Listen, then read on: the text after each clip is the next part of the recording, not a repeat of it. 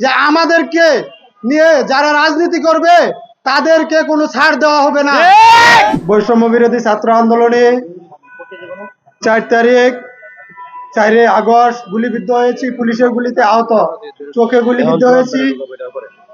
আমি সরকারের কাছে আবেদন করছি যে আমাদের সকল আহত ভাই যোদ্ধাদের পুনর্বাসন করা হোক এবং সুচিকিৎসা নিশ্চিত করা হোক।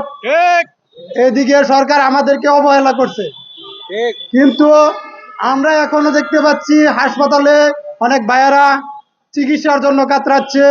যারা বাইরে ট্রিটমেন্ট নিচ্ছে তাদেরকে পুনর্বাসনের আওতায় নেওয়া হচ্ছে না। কিন্তু এই সরকার, আমাদের সরকার, গণ অভ্যুত্থানের সরকার, ছাত্র ভাইয়েরা ডাক দেওয়ার সাথে সাথে সারা দেশে ছাত্র জনতা নেমে এসে ফ্যাসিস্ট হাসিনা তাকে বিদায় করে দেওয়া হয়েছে গণ অভ্যুত্থানের মাধ্যমে।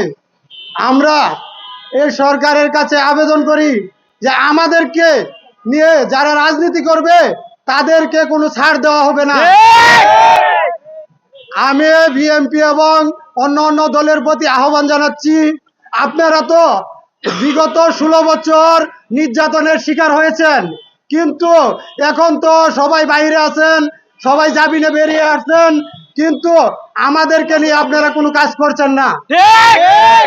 এই কথা সত্য, সারা বাংলাদেশের ছাত্র জনতা জানে। এবং সমন্বয়ক ভাইদেরকে আমি দৃষ্টি আকর্ষণ করছি, আপনারা আমাদেরকে আন্দোলনের ডাকে নিয়ে এসে আমরা আহত হয়েছি, কেউ পঙ্গুত্ব বরণ করেছি, আমাদেরকে সুচিকিৎসা এখনো দেওয়া হচ্ছে না। হাসপাতালে গেলে হাসপাতালের ডাক্তাররা বিভিন্ন ক্যাটাগরিতে তাদেরকে চিকিৎসা দেওয়া হয়, কারণ তাদেরকে যদি টাকা দেওয়া হয় তারপরে তারা চিকিৎসা ভালোভাবে দিচ্ছে, কিন্তু তারা ঘুষ নিচ্ছে। মানুষ এখন বুঝে গেছে হাসপাতালে এখনো দুর্নীতিবাজ রয়ে গেছে।